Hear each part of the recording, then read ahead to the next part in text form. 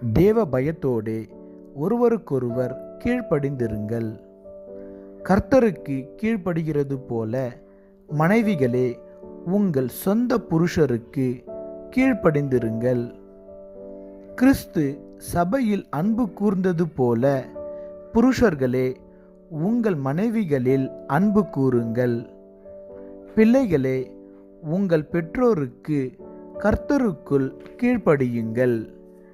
பிதாக்களே நீங்களும் உங்கள் பிள்ளைகளை கோபப்படுத்தாமல் கர்த்தருக்கேற்ற சிட்சையிலும் போதனையிலும் அவர்களை வளர்ப்பீர்களாக. தேவனுடைய சர்வாயுத வர்க்கத்தை தரித்து கொள்ளுங்கள். எந்த சமயத்திலும் ஆவியினாலே ஜெபம் பண்ணுங்கள். இதை நம் வாழ்க்கையில் பின்பற்ற வேண்டும் என்று தேவன் கூறுகிறார். ஆமேன்.